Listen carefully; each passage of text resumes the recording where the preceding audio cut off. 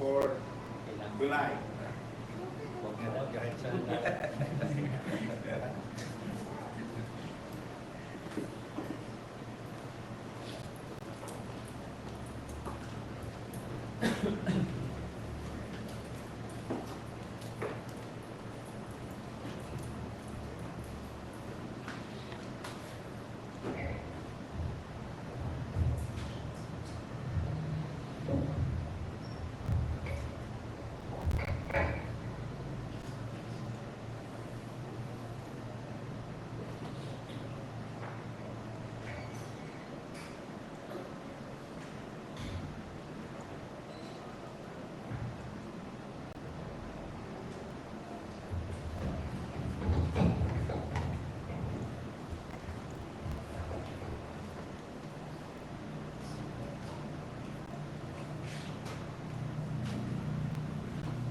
Magandang hapon sa ating lahat mga kapatid.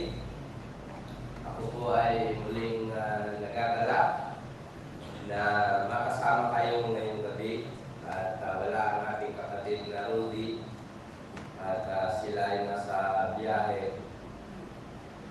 May natanggap akong message niya na medyo sumama yata yung pakiramdam niya, so ipag-pray po natin si kapatid na Rudy, mga kapatid. Pero doon sa huli, sabi niya, medyo okay naman na. Hospital ko nga hanggang natuloy sa asyan. Okay, so naman tayo uling mabayag na sa i-aaral tayo ay Tagalog pala. No? Ang pag-aaralan natin sa gabing ito, mga kapatid, ay sabi niya, I did not know that, maaaring hindi natin alam ang isang bagay, pero may kasabihan, no? Kasabihan tayo, hindi mo na Bible. May kasabihan na ignorance of the law. Excuse no one, no? Hindi pwedeng maging excuse ka kung kahit hindi mo alam yung kautusan, mga kapatid. Ito po yung isa sa pinagtuturuan ko, yung iglesia dun sa akin, yan yung aming kapilya na lumang-luma na. Sana mabalik natin. Okay. Saan natin, mga kapatid? Sa aklat ng Marcos chapter 10, verse 23 hanggang 26, ang sabi dito, at lumingap si Jesus sa palibot-libot at sinabi sa kanyang mga alagad, kay hirap na magsipasok sa kaharian ng Diyos ang mga may kayamanan. So dito sa verse na ito ay makikita natin na ang mayayaman niya ay mahirap magsipasok sa kaharian ng Diyos. Hindi niya sinabi na ang mayaman ay hindi papasok. Iba yun, no? Minsan kasi yun yung kaisipan ng tao, kapag mayaman, hindi papasok sa kaharian ng Diyos, no? Yun yung explanation nila. Pero dito, mahirap pumasok sa kaharian ng Diyos ang isang mayaman, mga kapatid.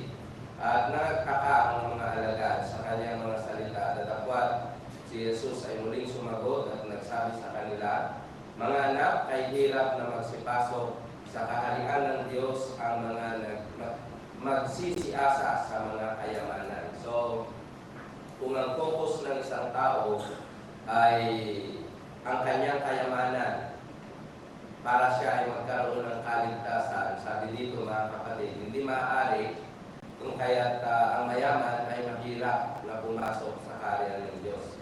Sabi niya dun sa Mark chapter 10, verse 25, magaan pa sa isang kamelyo ang dumaan sa butas ng isang karayon kaysa doon sa isang mayaman ang pumasok sa kaharian ng Diyos, mga kapatid. So, ngayon, sabi ng mga pilosopo, okay na kasi yung pangalan ng sinuli, camel.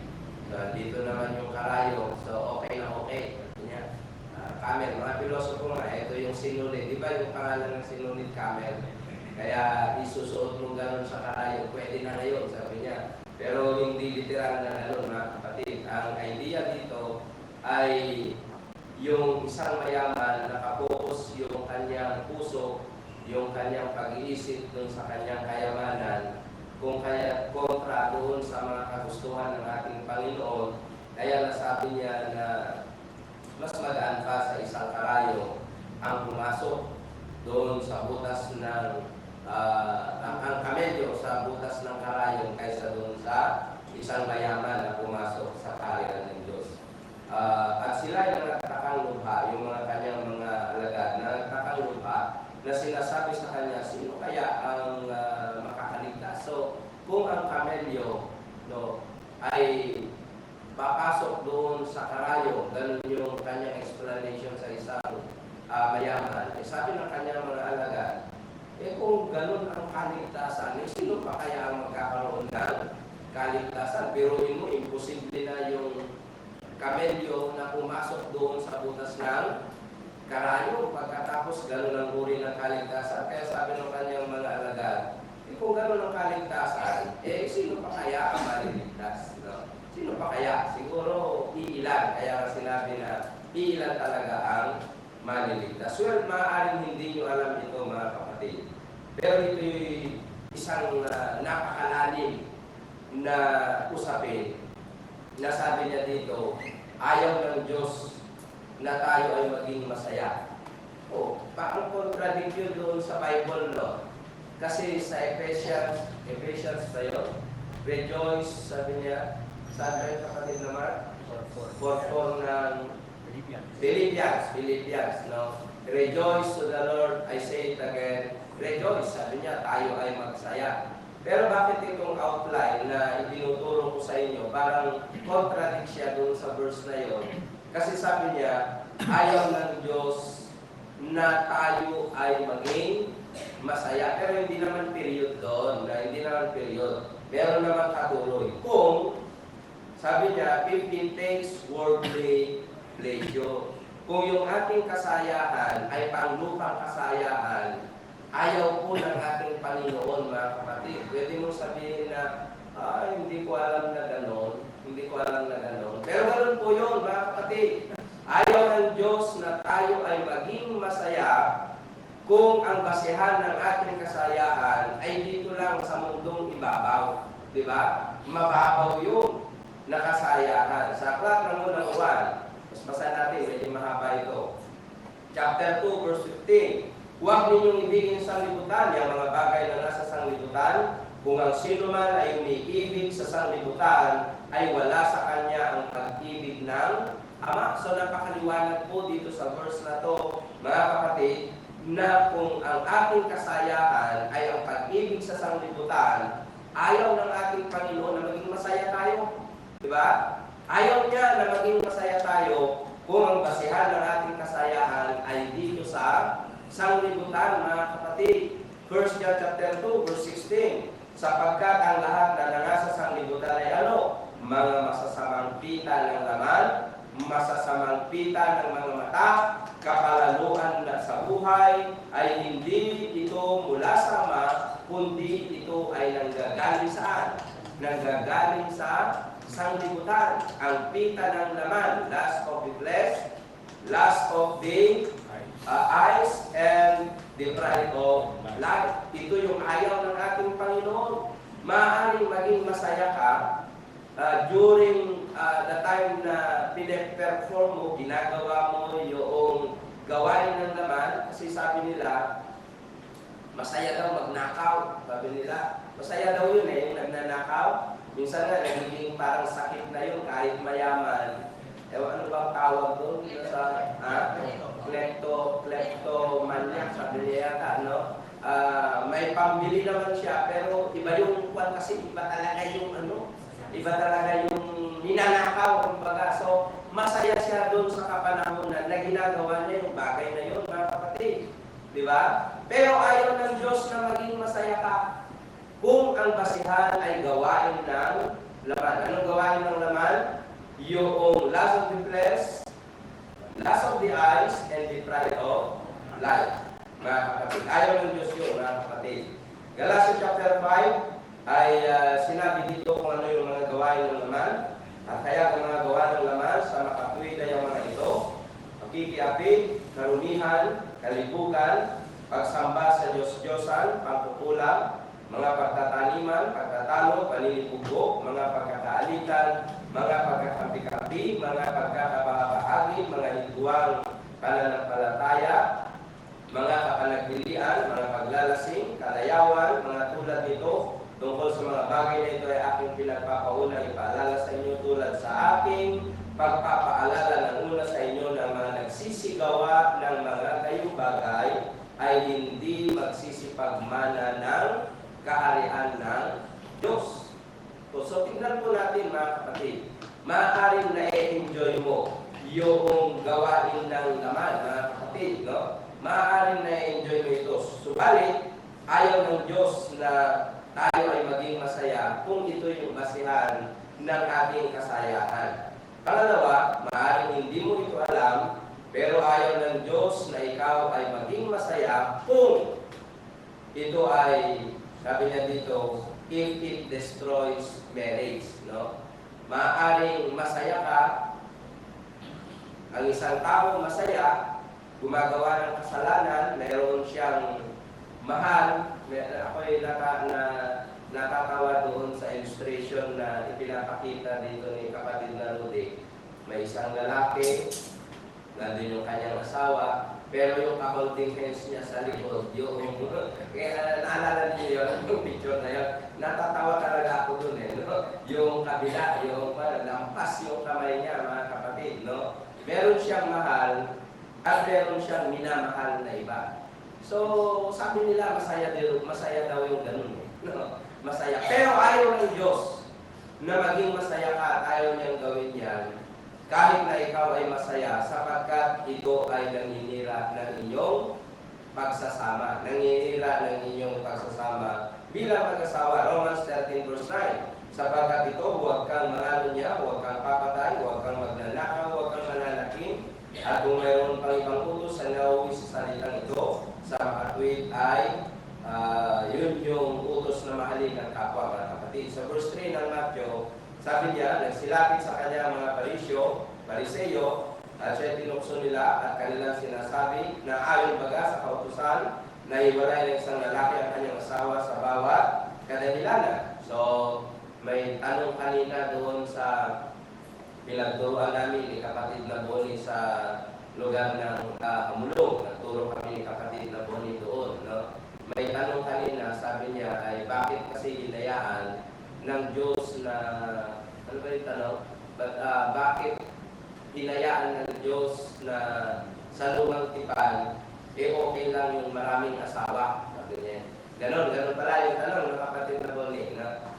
Pero sa katunayan mga kapatid, nung una pa lamang, nilikha ng Diyos ang lalaki at ang babae. Isang lalaki para dun sa nag-iisang babae. Hindi niya hinayaan, hindi niya kautusan na mag-asawa ng marami, hindi niya kautusan yon.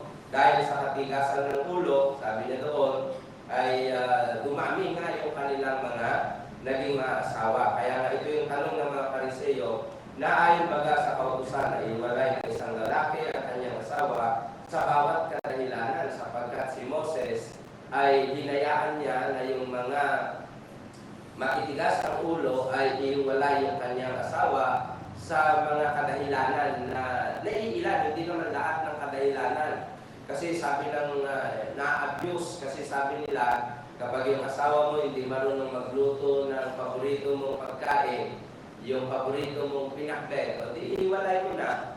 Yung asawa mo hindi marunong maligo, o di iwalay mo na. Yung asawa mo ganito, o di iwalay mo na. Kaya yun yung kanilang tanong na ayon baga na iwalay ng kanyang asawa, ang kanyang asawa sa bawat kadahilanan. Pag sinabing bawat kadahilanan, sa anumang kadahilanan, Ilocano, itiuray anya nga gapu. Itiuray anya nga gapu. Kuno gapu ta na sa do, kuno gapu ta sobra gagat na, ang nakamasangsang mo ay isungatan na, nga mga kay sa dayay kapsat. At yung verse 9, at sinasabi ko sa inyo, sabi ng ating Panginoon, sino mang iniwalay ang kanyang asawang babae, liban na kung sa pakikiapig at mag-asawa sa iba, ay nagkakasala ng pangangalan niya. At ang mag-asawa sa babaeng yaon na hiniwalayan ay nagkakasala ng pangangalan niya. So i-trace natin na mabuti, himay-himay natin itong verse na ito. Sabi niya, sinasabi ko sa inyo, sino bang ihiwalay ang kanyang asawang babae? Sinagot niya yung tanong. Ano ba yung tanong? Pwede ba, sabi ng mga Pariseo, na ihiwalay yung asawang babae o asawang lalaki sa anumang kadahilanan? Pwede, hindi? Ha? Hindi. Hindi pwede na humiwalay. Pero doon sa aklat ng unang Korinto, chapter 7, verse 26 yata yun, kung hihiwalay, humiwalay lang. Pero hindi siya pwedeng mag-asawa ng iba, makipagbalikan siya ulit. Ganun. Pero dito, sabi niya, pwedeng humiwalay sa anong kadahilanan? Sa pakikiapid. Kung nakiapid ang iyong asawa, sabi niya doon, ay pwede ka nang mag-asawa ng iba. Pwede mong iwalayan ng iyong asawa. Kaya sabi niya doon, sino mang ihiwalay ang kanyang asawang babae, liban, pag sinabing liban, may exemption, di ba? Hindi pwedeng maghiwalay, pero yung exemption niya na pwedeng maghiwalay ay kung ang iyong partner, babae o lalaki, ay nakiapid o nag-asawa ng nakiapid at mag-asawa sa iba ay nagkakasala siya ng pangangalo niya. So sabi niya doon. So yung babae naman na aasawahin, halimbawa yung babae ay nakiapid, makahanap siya ng ibang lalaki, kahit na yung lalaki na iyon ay available, ibig sabihin, single siya, wala siyang asawa, pwede siyang mag-asawa sana, pero kung mahanap niya ay yung babae na nakiapid, ang sabi doon, yung mag-asawa o makiasawa dun sa babae niyaon, ay anong nangyayari sa kanya? Nagkakasala siya ng pangangalo niya. Yun po, mga kapatid. So, ayaw ng Diyos na maging masaya ka kung ang pagiging saya mo ay pagkasira naman ng iyong relasyon sa iyong asawa. And then, pangatlo, mga kapatid, ayaw ng Diyos na maging masaya ka, sabi niya dito, if it result in failure to do His will. Kung ito ay nangangahulugan naman ng pagsuway sa kautusan ng ating Panginoon. Kung magiging masaya ka, dahil sinusuway mo ang kautusan ng ating Panginoon, ayaw ng Diyos yun. Mga kapatid, maraming verse, Matthew chapter 7, verse 21, Romans chapter 12, verse 2, Ephesians 5:17, 1 Peter chapter 2, verse 15, and then 1 John chapter 2, verse 17. So, bisahan natin, mga kapatid. Sabi niya dito, hindi ang bawat nagsasabi sa atin ng Panginoon ay papasok sa kaharian ng langit, kundi ang gumaganap ng kalooban ng aking Ama na nasa langit.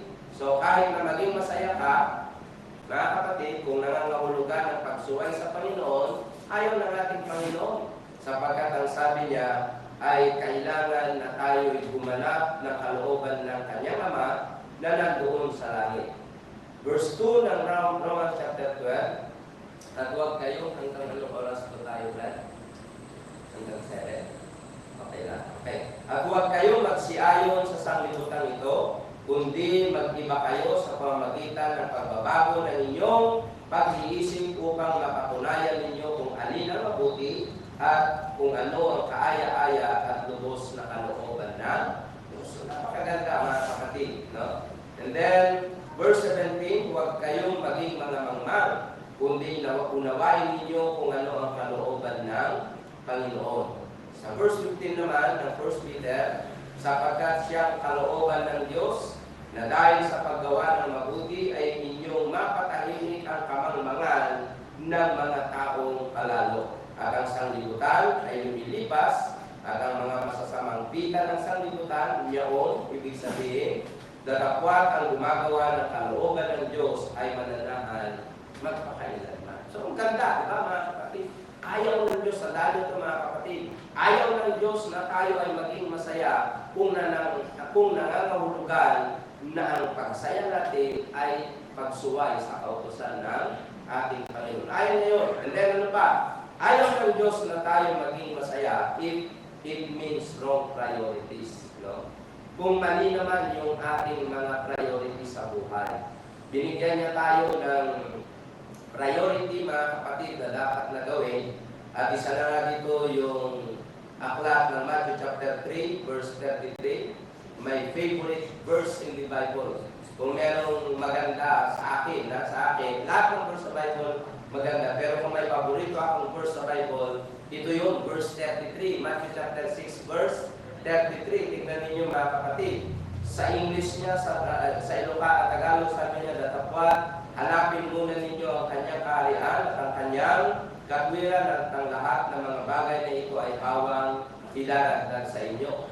Sa English niya, mas madali i-memorize. But, seek ye first the kingdom of God and His righteousness, and all of these things shall be added unto you. Bakit sinabi kong favorite verse ko?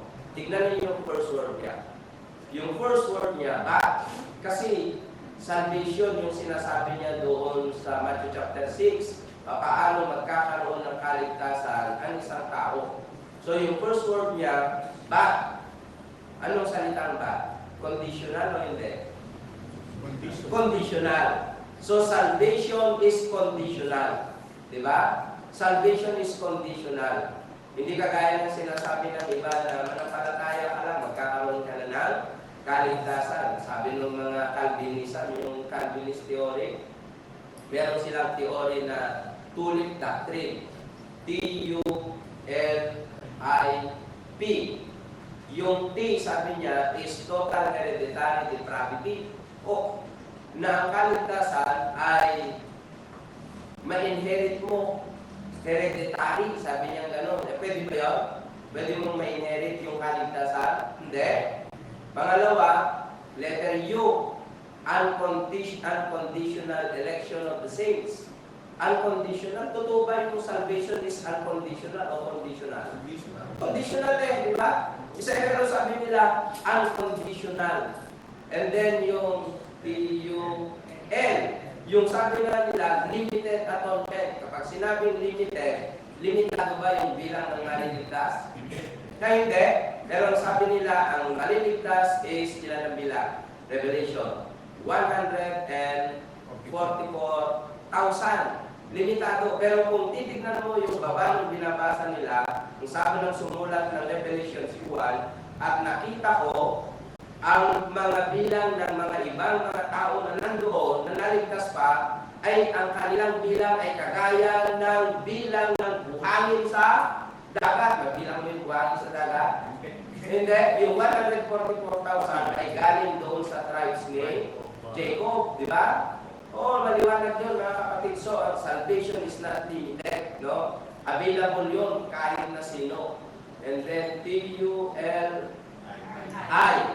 Yung I, sabi nila, is irresistible grace.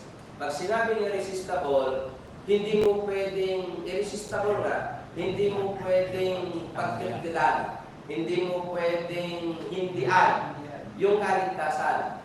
Pwede mo bang tanggihan o hindi? Pwede. Pwede. Pwede mong tanggihan yung kaligtasan, mga kapatid, di ba? Kung ayaw mo, o di ba? Wala kang kaligtasan. Pero sabi nila, yung Calvinism theory, sabi niya, salvation is irresistible. Therefore, it is an irresistible grace. It is a grace from God, and it is irresistible.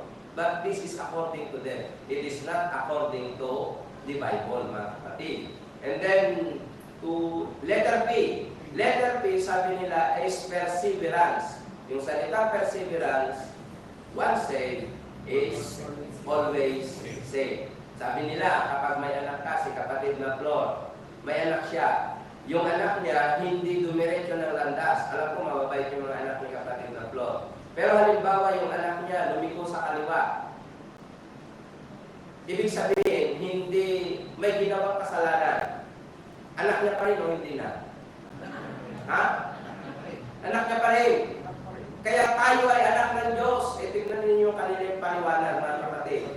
Tayo ay anak ng Diyos kahit gumawa tayo ng kasalanan, gumawa tayo ng kasamaan, lumiko tayo sa kaliwa. Ano man ang ating gawin, anak pa rin tayo ng Diyos. Amen. I know. Hindi yung amen, mga kapatid. No, hindi yung amen. Diba? Kaya tignan ninyo yung favorite verse ko. Ang ganda eh. First word niya, but. The word but is conditional because salvation is conditional. But here comes the second word of Matthew 6:33. But Seek. Ano ang seek? Di ba? Action word. Action word, di ba? Kapag sinabi niyang seek, action word, ibig sabihin, kailangan may gawin ka para magkaroon ka ng kaligtasan. Huwag ka lang nakaupo dyan, maghihintay ka ng kaligtasan. That is not the will of God. Di ba? That is not the will of God. The will of God is you need to seek. Kailangan mong maghanap ng kaligtasan mo. Pero may dalawang uri na naghahanap. Sabi ko nga, yung isang tao nakawala ng napakalaking halaga, yung isa naman ay nakawala ng maliit na halaga. Sabihin mo ng 20 pesos, nawala ng isa. Meron bang diferensya yung naghahanap na 20 pesos at 100,000 ang hinahanap? May diferensya yun, wala. Yung 20 pesos ang hinahanap, tumingin sa harap, tumingin sa kaliwa, tumingin sa kaliwa, tumingin sa kanan, tumingin sa likod, di niya nakita. Gawin doon, di ba? Uwi na. Yun yung naghahanap ng 20. Pero kung 100,000, kung maaari, yung bahay mo, itahog mo at taktakin mo. Di ba? Ganun yung gagawin mo. Very eager ka talaga. Ganun yung puno ng Panginoon sa atin. Kailangan nating hanapin yung gusto ng ating Panginoon, mga kapatid, ng sobrang effort na gusto niya. Sobrang effort ang gawin niya. Hindi yung relax ka na naghahanap na. Yung nag-aanap na kumbaga, hanapan o hindi, okay lang yun. No? Yung ganda ng Matthew 6:33, di ba? Ang ganda, mga kapatid. Pero, huwag natin bigyan ng further explanation. But here comes the third word. But seek, yeah. Ano yung yeah? Individual o by group? Individual. Individual. Therefore, salvation is individual. Di ba? Ganda ng Matthew 6:33, mga kapatid. Yes, sabi niya, salvation is individual. Paano gagawin natin? But seek ye first. Well, God is not a second option. Diba? Hindi second option na, well, gimong ako, Brad. Tapusin ko lang yung labadami, labango. No? Kumbaga, ganito. Pero ayaw na nating Panginoon yun, mga kapatid. Pag sinabing first, ang ibig niyang sabihin, hindi ba tama ako, priority? Priority, dapat, mga kapatid. But seek ye first. May nakita na kayo na nag-aanap ng isang bagay na wala namang hinahanap? Nakakita na kayo nun? Nakakita na ako doon sa amin. Basta, araw-araw yun. Tuwing umaga, naglalakad, may dalang sako. Galing yun sa galing na ruangan niya tayo. Kaya alam niyo kapatid na Mark yun. Galing na ruangan, may dala-dalang sako. Babae sa kalalaki yun Ewan ko, hindi ko na nakikita yung babae. Parang namatay na daw yata. Parang namatay. Pero yung lalaki, may nakikita ko pa. May dala-dalang sako. Lakad yan. Araw-araw yan. Mula doon sa ruangan, diretsyo, puntang Tuguegarao. Ewan ko kung saan nakakaabot yun. Paghapon, bumabalik naman siya na gano'n. May hinahanap siya? Wala. Kapag naghahanap ka nang wala ka namang hinahanap, medyo delikado na yung medyo delikado na yung pag-iisip mo. Pero, hindi naman gano'n ang ating Panginoon. Kapag nagpahanap siya, ibig sabihin, may ipapahanap siya. At yung pinapahanap niya, yun yung susunod na salita. Sabi niya, but seek ye first the what? The kingdom. O hanapin natin yung kanyang kaharian. Obligasyon natin na hanapin kung ano yung kaharian ng ating Panginoong Diyos. At alam naman natin, itinatag niya ang kanyang kaharian. Doon sa aklat ng Daniel, makikita natin na medyo na sobra ko na yata. So sa aklat ng Daniel, nakikita natin mayroong anyo ng isang tao. Yung isa, ang kanyang ulo ay, sabi niya doon, ay gold, na sinisimbolo niya yung kaharian ng Babylonia. And then yung kanyang dito ay sinisimbolo niya yung kaharian ng Medo-Persia. And then yung dito sa baba niya, sinisimbolo niya yung kaharian ng Greece. And then yung sa kanyang paa, sinisimbolo yung kaharian ng Roma. At ang sabi doon sa Daniel chapter 2, mga kapatid, sa panahon ng mga hari na yan, ang Diyos ay magtatayo ng kaharian na kung saan hindi na masisira at masisira itong apat na kaharian na ito. So nasira na yung apat na kaharian na yon, nagtayo ang Diyos ng isang kaharian, yung kaharian na yun, yung iglesia ng ating Panginoon, at doon sa aklat ng Colossians chapter 1 verse 13, mula sa kaharian ng kadiliman, ay nililapit niya tayo doon nilipat niya tayo sa kaharian ng kaliwanagan. May kaharian ng ating Panginoon.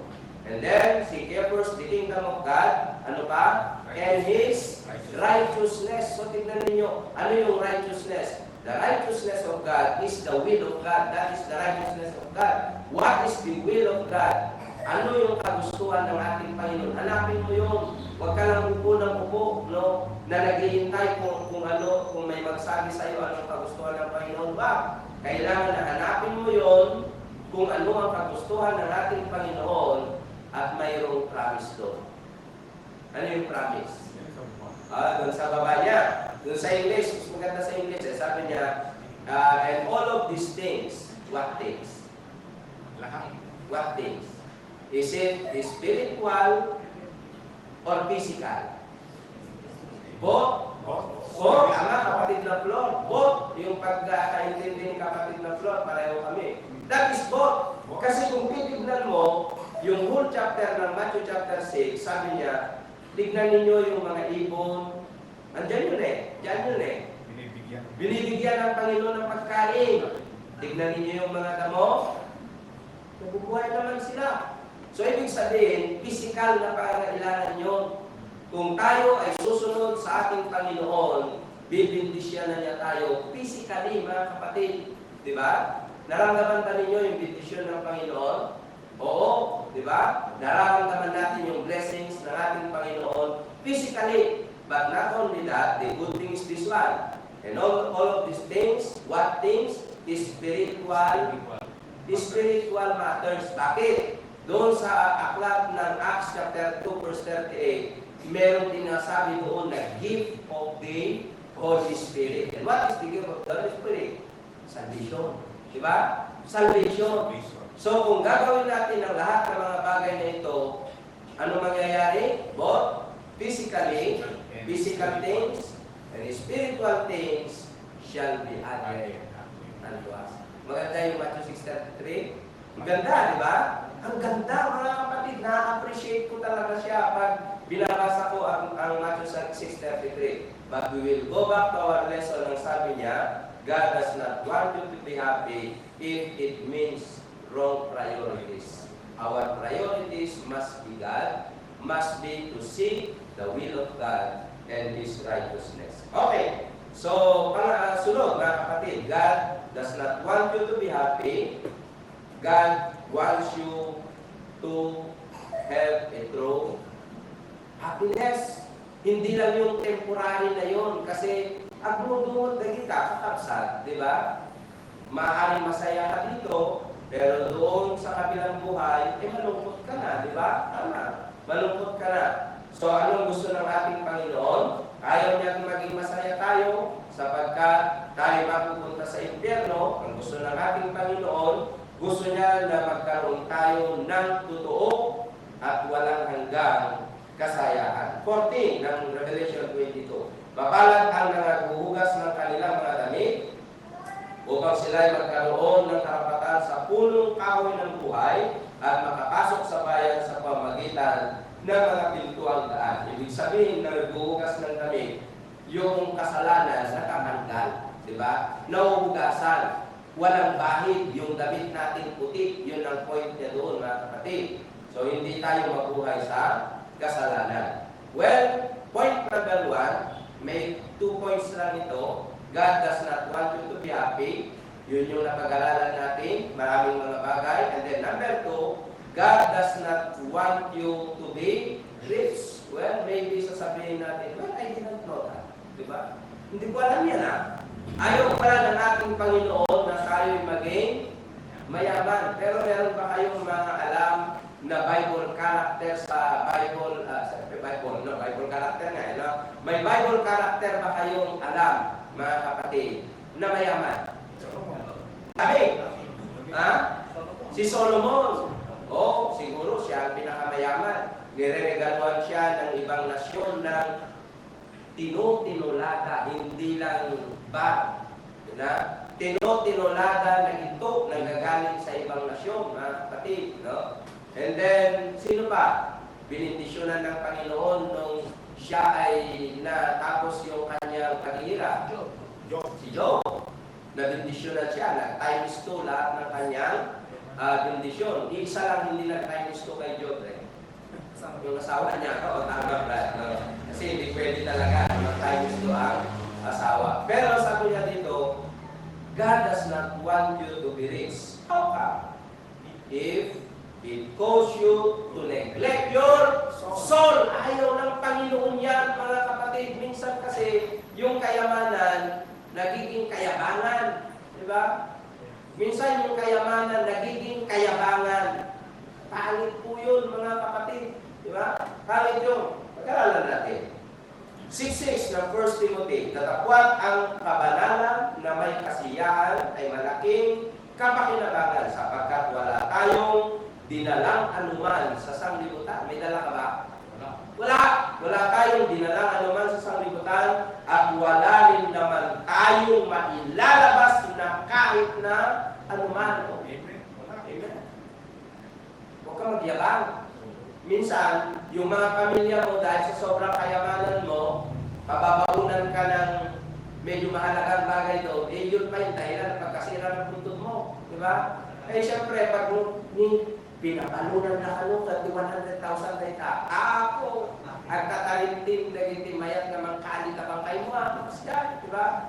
Tahamong kabalan na ito, buti dyan, kakamsa, karoon naging duma, sabi niya, bagla pagplete ng tunas. Hindi nga pagplete, yung mga panidyan, pamasahe daw at pupunta doon sa kalangitan, no? Maling mga mga kapatid, di ba? Ngunit, wala tayong dinala, wala naman tayong iuwi. Ngunit kung tayo may pagkain, may pananamit, anong mayayari?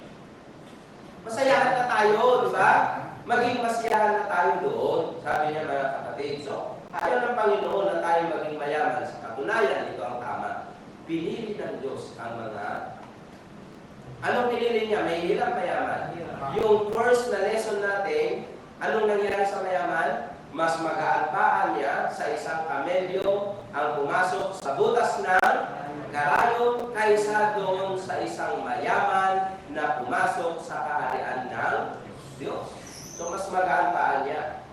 Pinili ng Diyos ang mga mahihirap upang kanyang iligtas. Well, God does not want you to be rich if it causes you to neglect your soul. 1 Timothy 6:9, sabi niya dito, datapwat ang mga nagsisipag-nasang yumaman. Okay lang naman, di ba? Sino ba ang walang interest na yumaman sa atin? Ayaw kong maging kaibigan kayo kapag wala kayong interest na yumaman. Gusto ko din naman na yumaman, no? Pero yung point lang ng ating Panginoon, kung ipagpapalit mo ang kayamanan sa pagsilbi mo doon sa ating Panginoon, mas maganda ka ng yumaman. Pero kung mayaman ka, gagamitin mo yung kayamanan mo na ipangaral ang salita ng Panginoon. O di ba? Maganda, mga kapatid?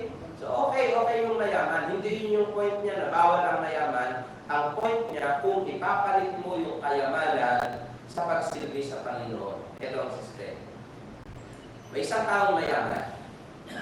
Nakalimutan niya yung 1 million na pera niya doon sa loob ng kanyang bahay. May isa pa siyang nakalimutan. Yung tumatanda, medyo makakalimutin na. Nakalimutan niyang ilak yung pintuan ng kanyang bahay. At mayroong isang katunayan. Mayroong isang katotohanan doon sa kanyang kapitbahay. Yung kapitbahay niya mismo ay isang magnanakaw. Kilala yun na magnanakaw. Then, samba siya. Sa loob ng pagsamba, awit siya. Nasaan ang puso niya? Sige nga. Nasaan ang puso niya habang umaawit? Nandun sa pera niya. O, nandun sa nakalimutan niya. O, nalipatak kayo kay Sarah. Ang tatakaw pa mo, DJ. Karubak na. Ay, awanin. Tama. Wali, di ba? Nandun yung puso mo, mga kapatid. So yun yung point niya ng ating Panginoon. Kaya minsan, kung bakit hindi tayo mayaman, kasi alam ng Panginoon na baka siguro kapag yumaman tayo, iba yung ating attitude. Di ba? Iba na yung magiging attitude natin. So, ayaw ng Diyos na maging mayaman tayo if it causes you to neglect your soul. Pasan natin, mga kapatid. And then, God does not want you to be rich if it causes you to trust in riches. Okay lang na maging mayaman, but if it causes you to trust in riches, ayaw ng Panginoon, maging mayaman ka. Masaya maging mayaman, ayaw niya maging masaya ka, ayaw niya maging mayaman ka, kung ito ay nangangahulugan na ang pagkakatiwalaan mo na ay hindi ang ating Panginoon, bagkus ang iyong kayamanan, nandun na ang iyong pagtitiwala, nandun na sa kayamanan, mga kapatid. Sinasabi ko nga, anong silbi ng kayamanan? Dami ka ng pera, nulab-labson tiyang sao, tigda ka din ang kwartang. Nung di problema, dami high blood mo, di ka mo makapangan ng tinaimas. Kakakwartang alam, di ka naman makakain ng masarap. Bawal naman sa iyo ang ganito, bawal naman sa iyo ang ganon, bawal sa iyo ang masobrahan ng, meron bang sakit na ganon? Yung bawal masobrahan ng tuwa. Yung may sakit sa puso, no? Ano silbi na kayamanan mo pag ganon? Diba? Ano silbi na kayamanan natin? Sinasabi ko nga minsan, tinatawanan nila ako. Yung mga may pera, hindi makakain ng masarap.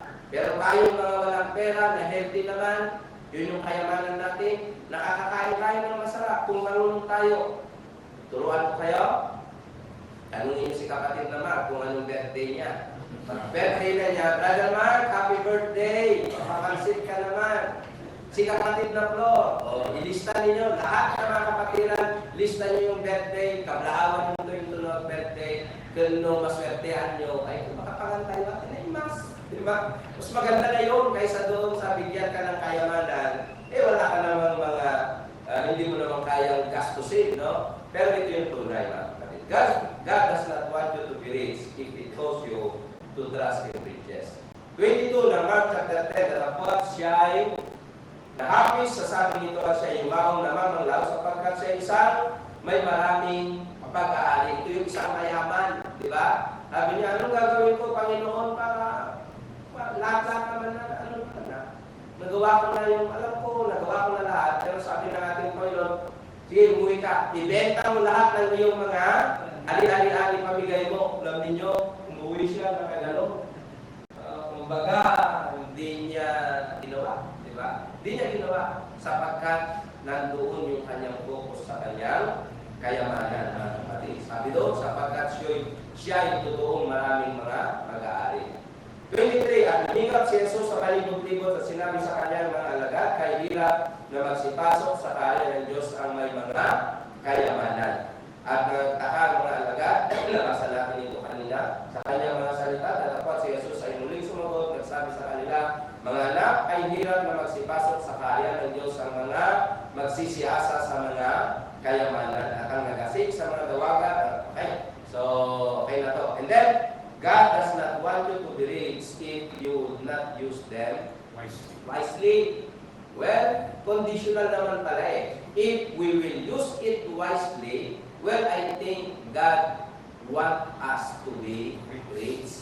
Pero kung hindi natin ito gagamitin ng tama, ayaw ng Diyos na tayo ay maging mayaman, mga kapatid. No? Sa verse 19 ng Matthew chapter 6, huwag kayong mga tipon ng mga kayamanan sa lupa na dito'y sumisira ang kanga at ang kalawang at dito'y nabuhukay at nagsisipagnakaw ang mga magnanakaw. Kundi mga tipon kayo ng mga kayamanan sa langit na buoy hindi sumisira kahit ang kanga, kahit ang kalawang at hindi nanghuhukay at hindi nagsisipagnakaw ang mga magnanakaw. So, sa verse 21, sapagkat kung saan naroon ang iyong kayamanan, ito yung sabi ko kanina, nandoon ang iyong puso. Nandoon ang iyong puso.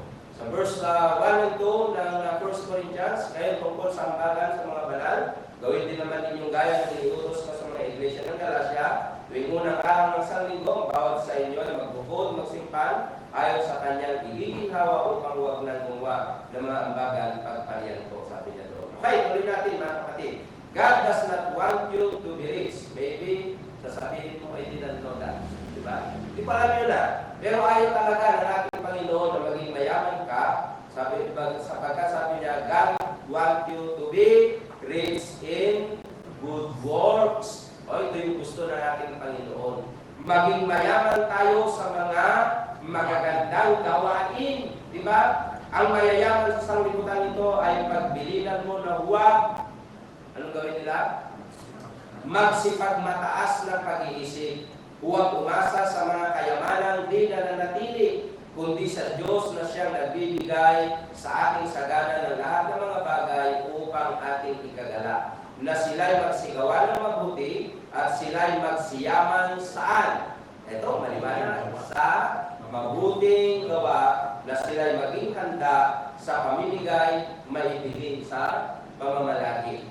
Samantalang, sabi niya dito, God does want you to know. Gusto ng ating Panginoong Diyos na malaman natin na Him and hear His Son. Sabi niya, gusto ng ating Panginoon na alamin natin yung siya, kilalanin natin siya, at pakinggan natin yung kanyang buong na anak. 17:5. Samantalang nagsasalita pa siya, narito ang isang maningning na alapap ay lumilim sa kanila, narito ang isang tinig na mula sa alapap na nagsasabing, ito ang sinisingkapong anak na siya kong pinalulugdan, siya ang inyong pakinggan. Yun yung gusto ng ating Panginoon, ng ating Ama. Ang gusto ng ating Ama, kilalanin natin siya at pakinggan natin yung kanyang anak na kapatid. And then, ano pa mga kapatid ang gusto ng ating Panginoon? Alamin natin ang katotohanan at hindi lang ganon, kailangan nating sumunod doon sa katotohanan. Sapagkat ang sabi sa verse 32 ng John chapter 8, at inyong makikilala ang katotohanan at ang katotohanan ang siyang magpapalaya sa inyo.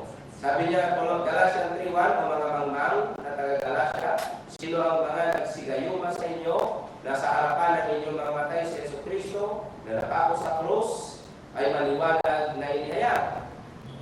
Sa verse 7, sabi niya, nagsitakbo kayong mabuti ng una, sino ang gumambal sa inyo, upang kayo huwag magsisunod sa katotohanan. Ibig sabihin, mga kapatid, kailangan nating kilalanin ng ating Panginoon na siya ay namatay para doon sa ating kaligtasan. And then, panghuli, God does want you to know there are false teachers and we need to avoid them. Yun yung gusto ng ating Panginoon. Kanina pinag-aralan natin na ayaw, kung ano yung ayaw ng ating Panginoon. Ngayon pag-aralan natin, ano naman ang gusto ng ating Panginoon. So point number 1, pag-aralan natin. Point number 2, sabi niya, God does want you to know there are false teachers and we need to avoid them. 17, mag-ingat kayo sa mga bulang propeta na nagsisilapit sa inyo na may damit tupad at akwat, sa loob ay mga lobong maninila. At maraming magsisisunod sa kanilang mga gawang maalay na dahil sa kanila ay pagsisalitaan ng masamang daan ng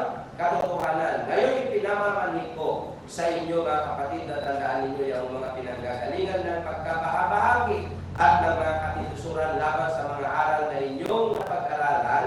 At kayo'y anong gagawin natin? Markahan natin sila.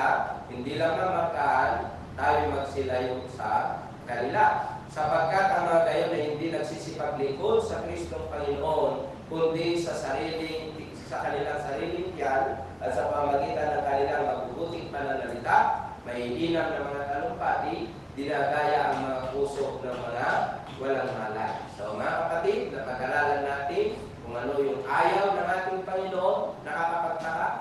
Kanina, ba't ayaw niya maging masaya ako? Nakakapagtaka kanina, bakit kaya ayaw ng Diyos na maging mayaman ako? Bakit naman kaya? Diba? Pero napag-aralan natin, napakaganda kaya yung dahilan ng ating Panginoon kung bakit. Pero gusto ng ating Panginoon, alamin natin kung ano yung kanyang kagustuhan, kung ano yung kanyang mga gusto niya, sa at yun ang ating gagawin. Kaya nasabi niya, ito ang anak ko, sinisit ako, siya ang inyong pakinggan, and the truth will set us free. Thank you po sa pagkakataong ito. At muli sa lahat po ng narito ngayon at sa mga nanonood sa atin, ay isama po natin si kapatid na Rudy at ang kanyang mabuting may bahay, si kapatid na Tessie sa ating panalangin sapagkat sila ay nasa biyahe at si kapatid na Rudy ay medyo hindi maganda yung kanyang karamdaman sa ngayon. Okay, so thank you po at salamat kay kapatid na Mark.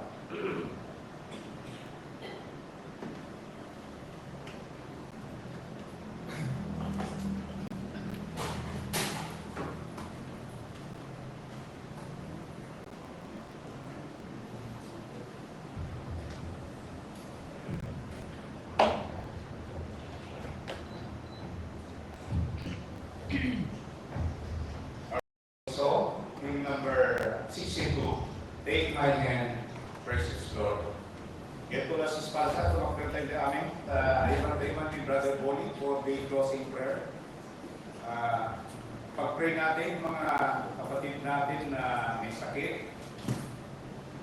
Kaya nasabi kanina ni Brother Dennis kasi Brother Rudy, pagpatuloy natin na gagaling siya sa kanyang sakit. Saka yung mga kapatid natin dito rin sa Tugigaraw, no? Gaya ni Sister Panopio. Hanggang ngayon, meron siyang karamdaman at ipag-pray natin na gagaling siya sa kanyang sakit. Sister Cora, saka marami pa. Then we also have our unspoken request. Magbantayan namin, tama na pa tayo. 62. When my way sing, when my way groweth dim, precious Lord, linger near. When my life is almost gone, hear my cry in your cold, hold my hand lest I fall. Take my hand, precious Lord, lead me home. Precious Lord, take my hand, lead me on, let me stand. I'm weak, I am old. Through the storms, through the night, lead me on to the light. Take my hand, precious Lord, lead me home. When the shadows appear and the night draweth near, and the day is lost and gone, at the river I stand, guide my feet, hold my hand, take my hand, precious Lord, lead me home.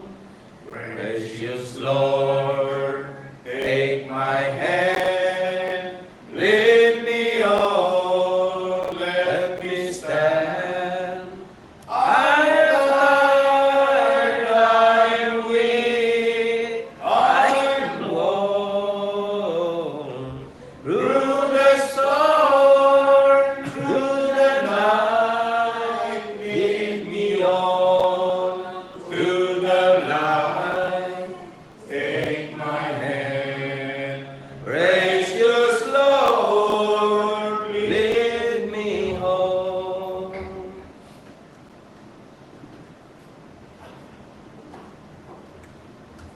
Pagdungo kaya sa karangan tayo. Dayat kay nasunay na Diyos ang aming kakasalilain. Unama magsampay ng kasmi ilang kaklan ng panagyamang tika. Jangan kami di nagalili ng panakalit pas may pinarami kumanin. Sa kanya babalik ka rin ito ay nagkalit manin ng pagkakapit ka. Unama, diyan kami tuloy panagtatarabay kung may sana na kami. Naglabas ng lantaw. Nakita niyo kasanong tulungan kung may sana na kami. Kasanong kami ay lasat at hindi posible na pakatalaw nila ng pagpalimi. Sigap po namin kita yung oras nila bili. Sabihin amin, panagyaman din ka. Drama di panilay-layaw nila sa San Pantunay na nagagawin. Nagyaman kami kami isasaw kami ng nanggan, pagbawa ng pinagipin mo, naramat. Marik na miyama, di pang amin mo, pinasara at nagpinasasaw. At petisyon ng kuma, pinasta, nagpinasasaw. At maramat, may tinandaw ang panipigan. At ang inikakaral, miyama, yaman mi, kapsat mo ikang mga rudi, Pinunod ng Tibia, Sister Jesse, ni Brother Rudy Gagdawa, ang dahil di pasadubalin na sa kanyang tulong lang tulungan iso na kayong tagal. Di kada na tayo sa kanyang di mga kita katakwada, kasama ni Sister Panobio, Sister Cora, kada kami amin tayo pinora sa Pirabi Ama. Ang kuha mo, magdadala yung ikaw, kung ikaw, ito yung nahitin na kapsa. Mamati ka, kasi tayo Diyos naman nakabalin. Magkita ko kasasaan kung may sakata kami. Ang naman ay itaw-taw at itaw niya ama. Kung nagtitigayan at kaya natin kasi hindi pagkayaan sa lumati. Ipang kasama kama, kalitaan, kangkamang ipamigyan. Ang maruna kaya tayo. Kasama na kami ng edisyon ng kasama para pangalayo sa lunata, isang-isang na kita yung mga oras sa therapy, palapadaan na kami ng resolusyon ng pagkasyan, panipagpingan, ng ikatahingan. Gusto ka nagamit mi, tarapahin na kami kuma, kaya tinulog ipagtayo na si Ama, gagawin mo lang ang pagkaroon ng kapya, kalunaan kaya kasama ito isang bahay, kaya tinyaman ng prokuran ng medyo, kita ba ng pamakawan, kasama